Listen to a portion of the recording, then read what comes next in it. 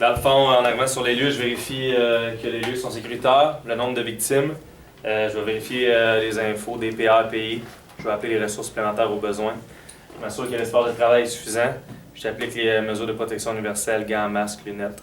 Quoi quick look que mon patient a l'air conscient, instable. On va pouvoir approcher le cigare. Et voilà.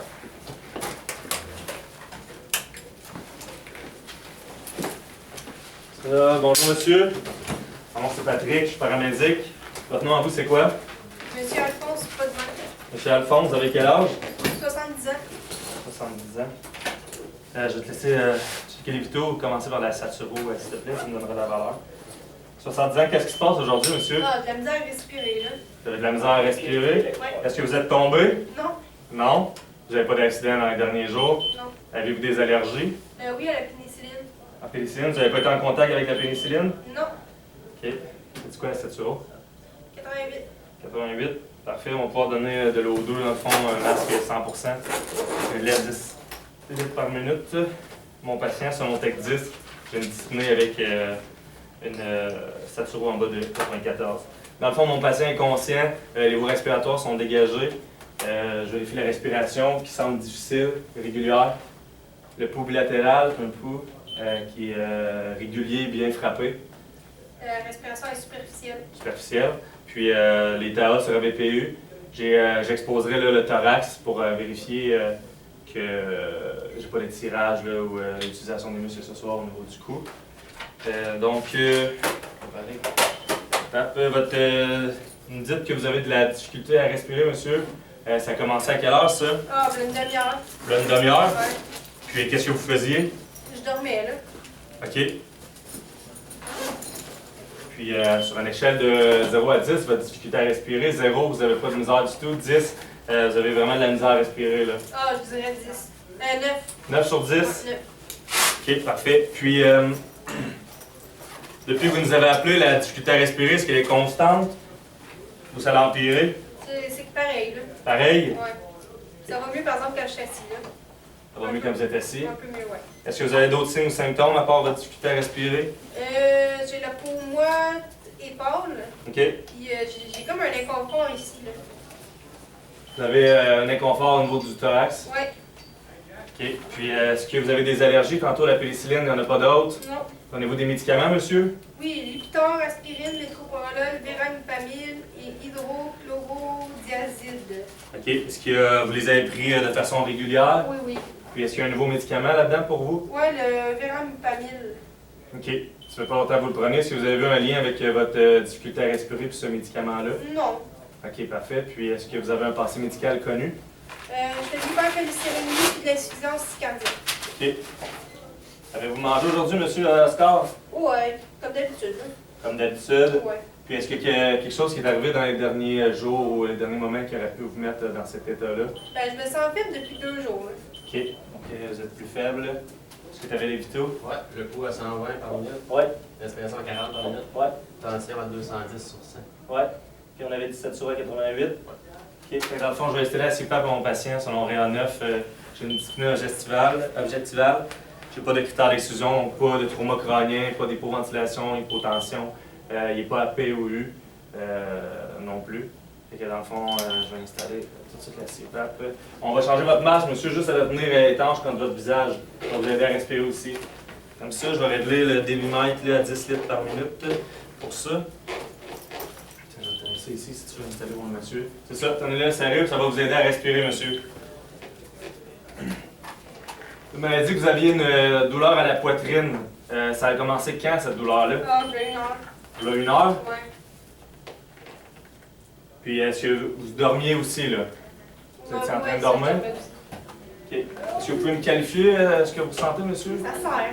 Ça sert? Ouais.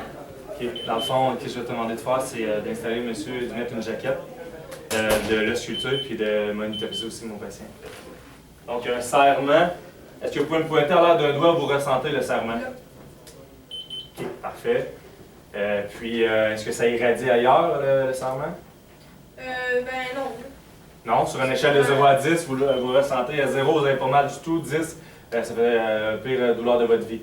Je dirais 7. 7 sur 10, OK. Puis depuis que vous nous avez appelé, la douleur, est-ce qu'elle est constante? Oui. OK. Là, dans le fond, je vais tomber dans mes 8 cas. Mon patient m'a indiqué qu'il était connu pour l'insuffisance cardiaque. Fait que 35 ans et plus, discipliné, connu MCAS, avec une saturo en bas de 94 à l'O2 100%. Puis j'ai pas de critères d'exclusion. Avez-vous une histoire de fièvre dans les 24 dernières heures, monsieur? Non. Non, puis on avait écarté la possibilité d'origine traumatique. On va être dans mes 8 Pour la même tirage, tu vas les installer au calmant, moi. Cool. Et je vais préparer mon salbutamol selon med 8.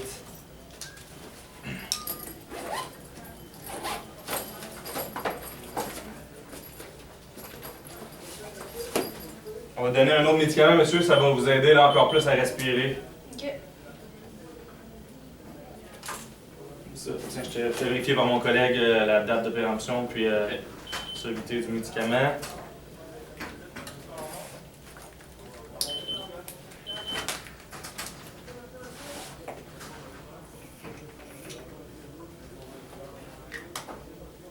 Ça, je m'assure d'avoir le bon médicament, le bon patient, la bonne dose de 5 mg de salbutamol, la bonne heure d'administration, puis la bonne voie qui va être par inhalation. Donc, monsieur, on va vous donner le médicament. Ça va être important de ne pas parler, de rester calme, puis d'aider le médicament là, à rentrer dans vos poumons. Donc, prenez des bonnes inspirations.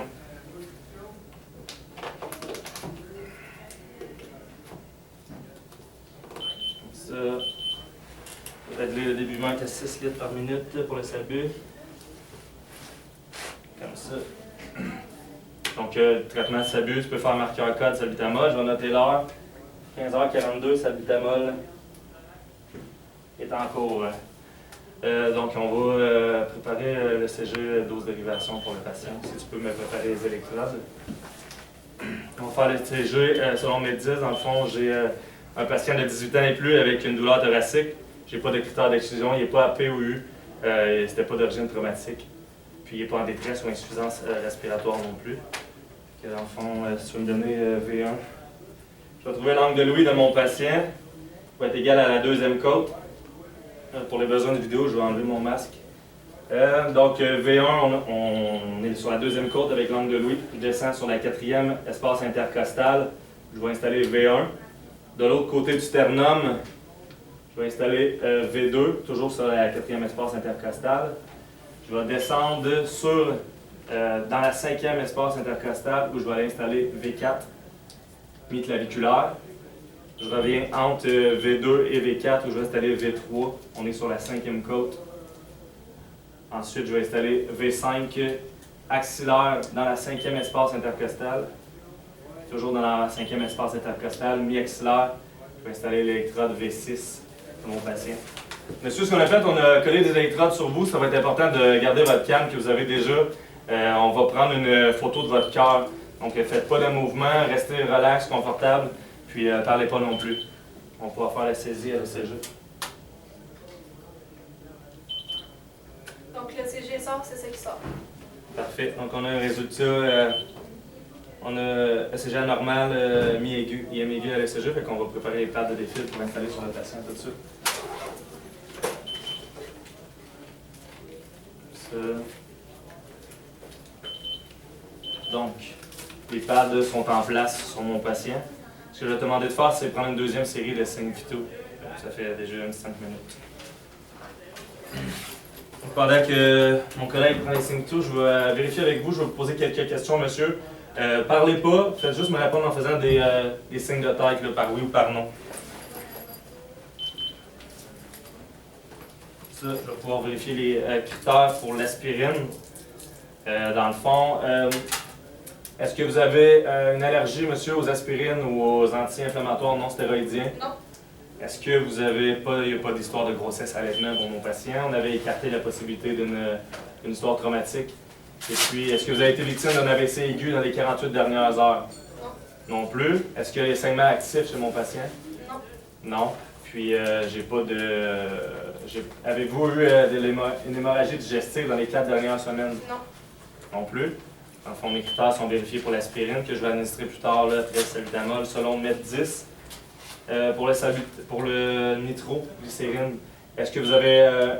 mon patient est A ou V. Puis il y a une tension artérielle systolique en haut de 160. Fait que ça l'inclut pour la nitro. Est-ce que vous avez des allergies au nitrate, monsieur? Non. On avait confirmé qu'il n'y avait pas d'AVC aigu dans les 48 dernières heures, pas d'histoire de grossesse, allaitement, ni d'histoire d'origine traumatique. Ma tension artérielle systolique est en haut de 160 mm de mercure. Mon pouls n'est pas en bas de 50. Et puis, est-ce que vous prenez des médicaments pour la dysfonction érectile ou l'hypertension pulmonaire, monsieur? Non. OK, parfait. Fait que je vais pouvoir administrer la nitro selon mes 8 une fois que celle-là est finie. Je vais prendre la deuxième série de 5 litres, s'il te plaît. Donc, le pouls est à 110. Ouais. La respiration à 34. Ouais. La tension à 170 sur 100. Ouais. La SAT à 95.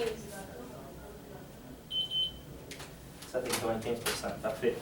Dans le fond, là, on va dire que ça fait 10 minutes que mon salbutamol a été donné, qui ont passé. Fait que je vais réévaluer chez mon patient. Avez-vous toujours de la difficulté à respirer? Ouais, 4 sur 10. Elle est devenue à 4 sur 10. Tantôt, vous m'aviez 19 sur 10. Ouais. Ça vous fait quand même du bien, le médicament? Ouais. Fait que je vais attendre un 10 minutes, puis je vais lui donner une autre dose de salbutamol, comme mon patient a encore une dyspnée. On va pouvoir y administrer l'aspirine. Dans le fond, je vais vérifier l'aspirine par mon collègue, la bonne dose, la bonne date, le médicament, tout est conforme. Donc, j'ai le bon médicament, le bon patient, la bonne dose qui est 4 fois 80 mg, la bonne heure d'administration, puis la bonne voie, ça va être oral. Donc, je vais vous demander, monsieur, de croquer les 4 comprimés, de faire une part avec, puis de les avaler les 4. Donc, je donne l'aspirine à mon patient.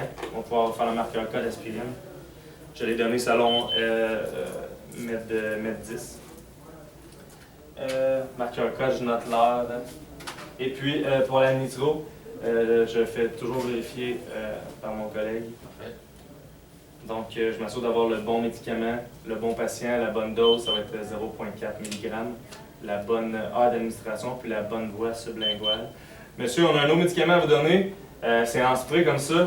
Donc, on va relever votre masque. Je vous demanderai de lever votre langue, puis juste de prendre le médicament, là, je vais le faire pour vous. Je vais l'armer une fois comme ça. Donc, et voilà. Sublingual. Le médicament est donné. Pour l'aspirine, il n'y aura pas d'autre dose qu'il va donner. C'est une seule. Pour la nitro, je vais attendre 5 minutes. Je vais réévaluer les critères d'inclusion, puis je vais pouvoir en redonner à nouveau jusqu'à 4 fois maximum pour la nitro. Fait que dans le fond, on va placer notre patient en position de confort sur la civière, puis on va effectuer un transport urgent vers le CH. Voilà. On va essayer de s'approcher de stade un peu plus de la civière.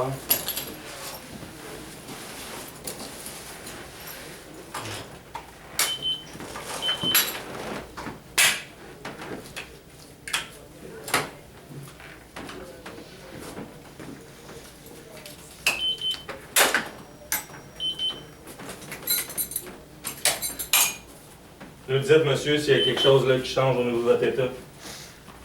C'est bon?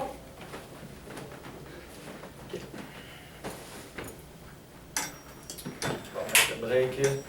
Dans le fond, on va faire une prise en charge totale. On va faire la prise pompier, on va la porter sur notre civière en position assise, comme il est déjà là, tout à mis le frein.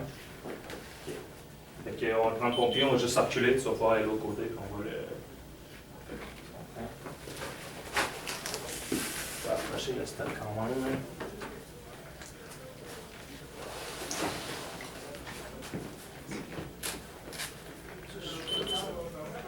Ouais, juste enlever là, tu peux. Fais attention, on va t'enfarger dans le truc, fait que tu vas attendre de l'autre côté pour installer monsieur sur la civière. Ouais, là, normalement, monsieur mettrait ses bras par-dessus nos épaules. On va serrer un petit peu. Alors, pour toi, à 2, 1, 2. Quand je te parle, je vais vous aider à pousser les choses. OK. On dépose ici à 2, 1, 2. OK.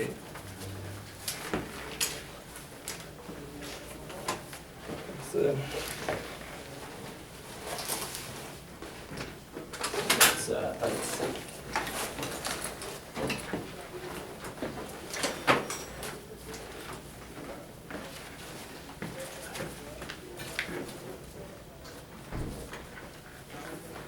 Je vais mettre ça sur son autre doigt.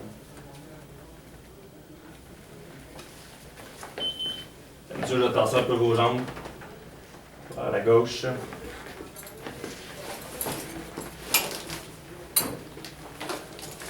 Merci.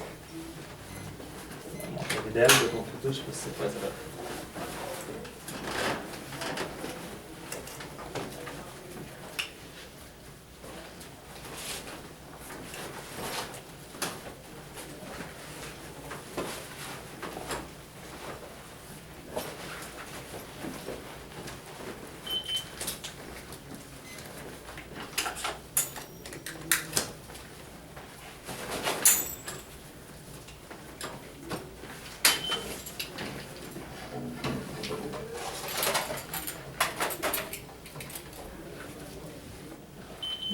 That's it.